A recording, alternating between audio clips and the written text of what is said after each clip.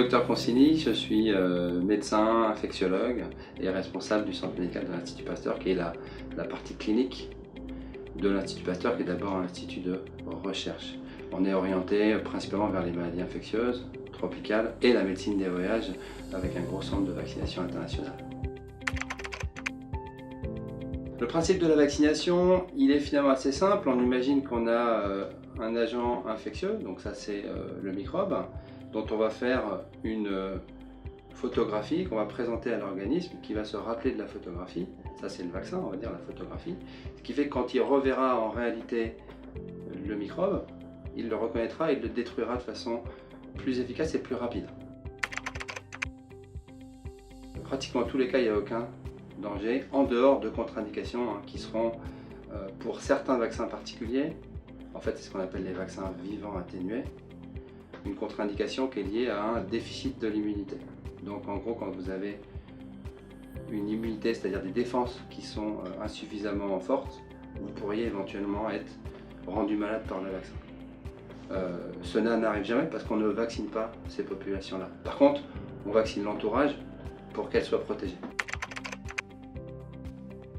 L'idéal quand on s'expatrie, c'est encore plus important que quand on part en voyage en général, c'est de se renseigner et, je dirais idéalement, de consulter dans un centre spécialisé qui pourra revoir avec vous les vaccinations que vous avez fait avant et tous les conseils dont vous aurez besoin.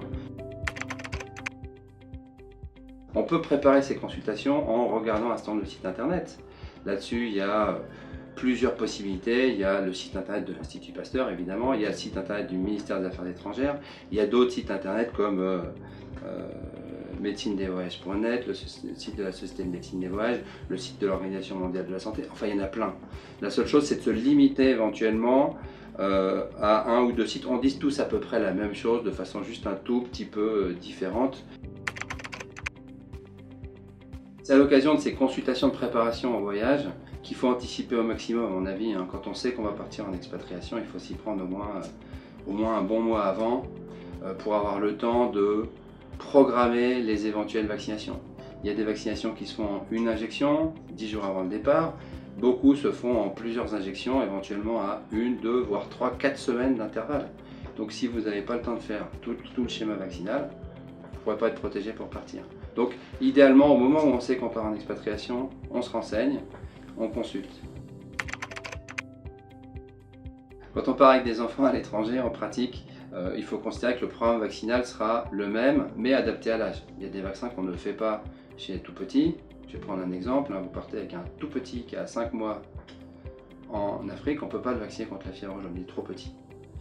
Par contre, la plupart des vaccinations peuvent se faire avec des schémas qui seront adaptés à l'âge. Les vaccins ne sont pas forcément moins ou plus dosés, ça dépend un petit peu, mais d'une façon générale, ils sont adaptés à l'âge. Mais si on considère que les parents prennent le risque, s'ils amènent leurs enfants, c'est que les enfants prennent les mêmes risques. Donc c'est assez logique d'avoir un programme qui sera à peu près équivalent. Alors quel que soit le pays d'expatriation, la première chose à faire, et ça que ce soit pour l'Afrique, l'Asie, l'Amérique latine, l'Europe, l'Amérique du Nord, c'est de vérifier les vaccins du calendrier vaccinal français. Donc, diphtérie, tétanos, polio, coqueluche, éventuellement plus chez les tout petits justement, comme vous savez qu'il y a beaucoup de vaccinations qui sont obligatoires. Rougeole, rubéole, oreillon, ça c'est fondamental dans le contexte, on est en 2019, on a un contexte où la couverture vaccinale en France est médiocre et où le nombre de cas de rougeole est très important, puisque c'était le plus grand nombre dans la communauté européenne l'année dernière. Donc ça fait partie des choses qu'il faut vérifier de façon absolument impérative. Vérifier que les vaccins sont à jour.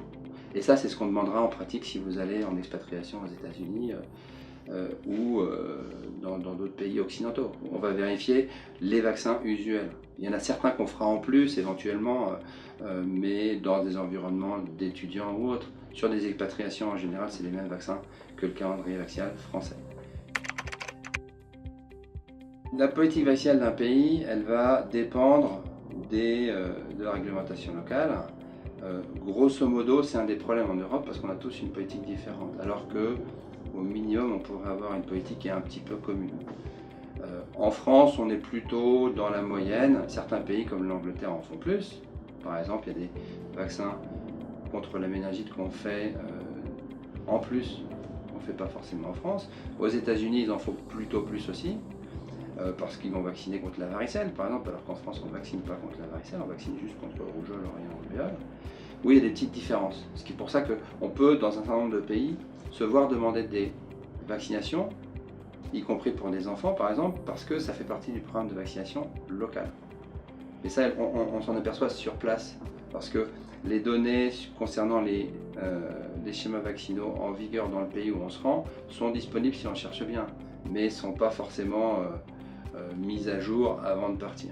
Tout ce qui est fondamental, en gros, c'est commun à tous les pays du monde. Même si vous partez en Afrique, il y a ce qu'on appelle le programme élargi de vaccination qui relève de quelques vaccinations impératives du jeune enfant. Ça, il faudra que ce soit vérifié. Mais ça, c'est largement inférieur à ce qu'on peut faire en France, par exemple.